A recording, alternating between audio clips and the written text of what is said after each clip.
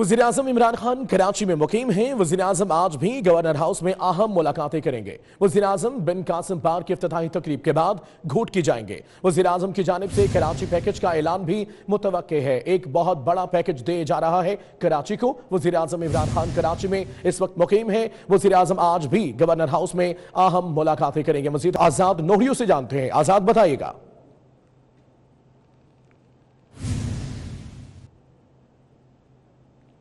जी बिल्कुल, वज़ीर-ए-आज़म इमरान खान का आज जो है ये कराची का तीसरा दौरा है और वज़ीर-ए-आज़म कल से यहाँ कराची यानी गवर्नर हाउस में मौजूद हैं। रात गए तक इमरान खान ने मुख्तलिफ इत्तेहादी पार्टियों के रहनुमाओं से और अरकान कौमी और सूबाई असम्बली से मुलाकातें की और अपनी पार्टी के रहनुमाओं और अरकान असम्बली से भी मुलाकातें की। उसके बाद में आज जो है वज़ीर-ए-आज़म इब्ने कासिम बाग जो है उसका इफ्तिताह करेंगे।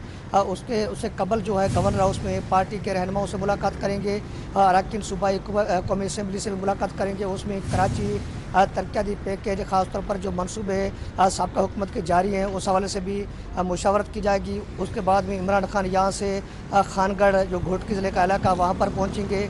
वहाँ पर GDA के रुकन सिंध असम्बली हैं अली गौहर मेहर, उनकी जानिब से एक जो है तकरीब का इनेकाद किया गया। वहाँ पर इमरान खान खिताब करेंगे। वहाँ पर भी GDA के अरकान असम्बली और पार्टी के जो रहनुमा है उनसे मुलाकात करेंगे। ठीक है, कराची में इमरान खान की मसरूफियात से मुतल्लिक आपने आगाह किया। आज़ाद, बहुत शुक्रिया। पीपल्स पार्टी के रहनुमा खुर्शीद शाह ने सखर में मीडिया से गुफ्तगू करते हुए कहा कि क्या यह हुकूमत जमहूरी तरीके से आई। मौजूदा हुकूमत में परवेज मुशर्रफ के वज़रा शामिल हैं। मुल्क में पार्लियामेंट की बालादस्ती होनी चाहिए।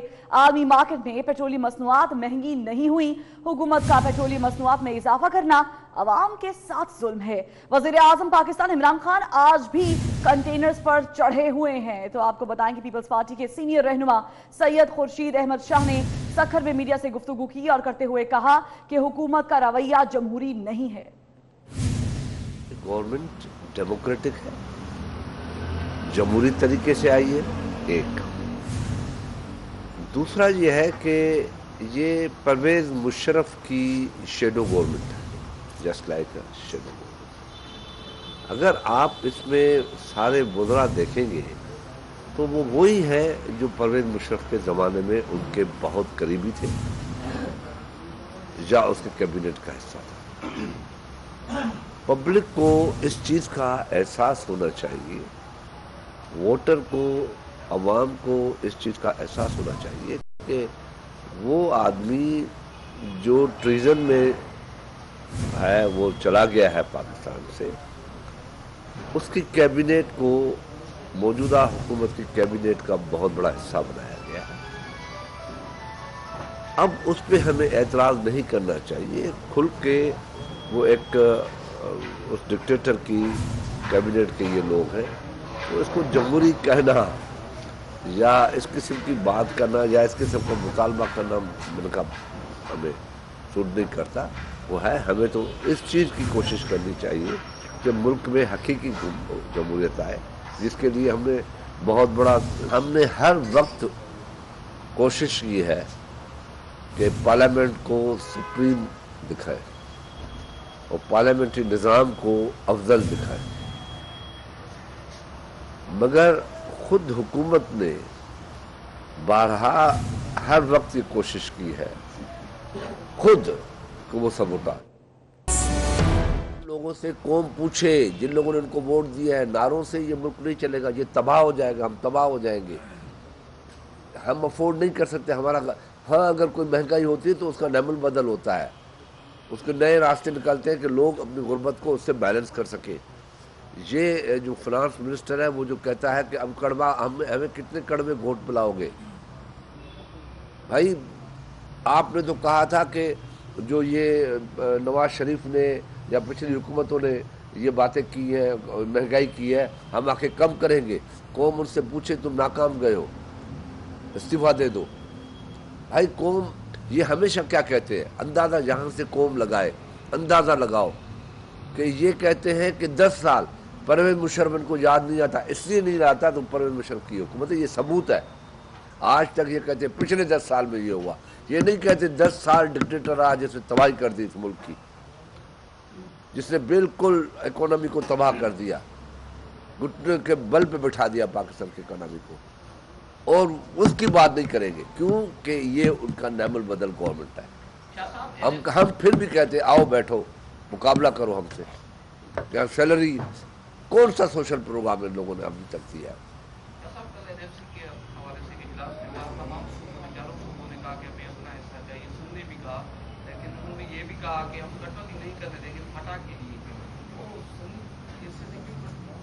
देखें, वफाक को फाटा को देना चाहिए, क्योंकि अभी वो खैबर पख्तूनख्वा का हिस्सा बन गया है। जो फाटा को मिलता था पहले, उससे वफाक से 2% पे 2% पे भी फाटा को प्लस करके खैबर पख्तूनख्वा को फाटा का दिया जाए और वफाक अपने हिस्से से दे। वो तो क्लेम करते हैं ना, उनका क्लेम रिकॉर्ड पे है कि इस साल हम 8,000 बिलियन की करेंगे रेवेन्यू टारगेट, 8,000 बिलियन का। और जो 4,000 नवाज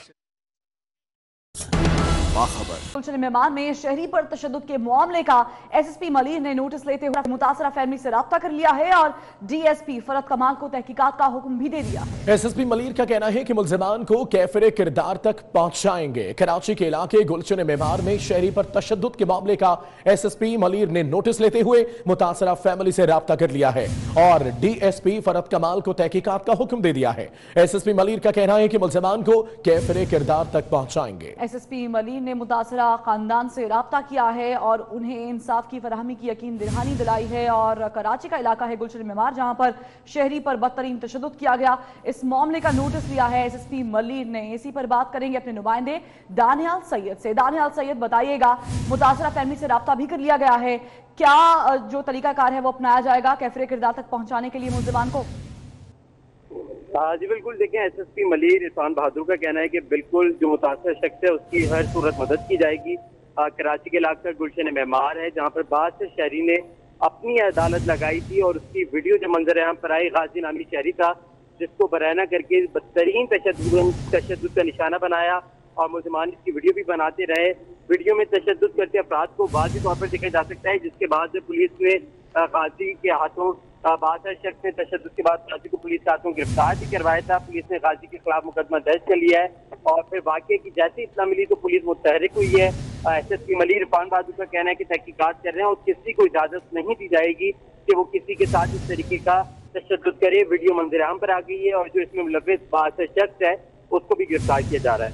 जी ठीक है दानियाल सैयद, बहुत शुक्रिया तफसीलात के लिए। हज़रत माधुलाल हुसैन रहमतुल्लाह अलैह के 431वें उर्स की तकरीबात का आगाज हो गया। मज़ार पर ज़ायरीन की तादाद मौजूद है, जबकि चिराग करने का सिलसिला भी जारी है। इसी पर बात करेंगे अपने नुमाइंदे फरहान यामीन से। फरहान, बताइएगा, कैसे इंतजाम किए गए हैं? जी बिल्कुल, सिक्योरिटी के सख्त इंतजाम पुलिस की जानिब से किए गए और ज़ायरीन को जामा फांसी के बाद ही मज़ार के आते हुए दाखिल होने दिया जा रहा है। जबकि मज़ार के अतराफ मेले ठेले खानों का स्टॉल लगे हुए, लकी रानी सर्कस मौजूद है, झूले लगे हुए हैं। जबकि मज़ार के अंदर लोगों की जानिब से जो ज़ायरीन यहाँ पर पहुँचे हुए हैं, जिसमें ख़वातीन, मर्द, बच्चे मौजूद हैं, इस वक्त भी धमाल डाला जा रहा है, अपनी मन्नतें मांगी जा रही हैं। मज़ार के आते के अंदर चिरागा किया जा रहा है। जो बैंक ऑफ औकाफ की जानिब से प्लान दिया गया उसके मुताबिक आज 11 बजे चादर पोशी की जाएगी, जिसके बाद बाकायदा तौर पर और जो 3 रोज़ा उर्स की तकरीबात है वो शुरू हो जाएगी। आज फजर के बाद बाजार के आते में कुरान खानी की गई थी और इस वक्त ताज़ा तरीन सूरत हाल ये है कि मेरे अकब के अंदर ज़ायरीन की कसीर तादाद, उसमें मर्द भी है, बच्चे भी हैं और ख़वातीन भी है। घुघरू डालने का सिलसिला जारी है। जी ठीक है फरहान, तफसीलात के लिए बहुत शुक्रिया। मीरपुर खास में कांस्टेबल की गुटखा फैक्ट्री पकड़ी गई। पुलिस ने लाखों रुपए का गुटखा बरामद करके 2 मुल्जिमान को गिरफ्तार कर लिया। कांस्टेबल तारिक राजपूत और इकबाल लंबा फरार हो गए हैं। तो आपको बता रहे हैं कि मीरपुर खास में कांस्टेबल की गुटखा फैक्ट्री पकड़ी गई है। पुलिस ने कार्रवाई की और लाखों रुपए का गुटखा भी बरामद कर लिया गया, जबकि 2 मुल्जिमान को गिरफ्तार भी कर लिया गया है। कांस्टेबल तारिक और इकबाल फरार हो गए हैं।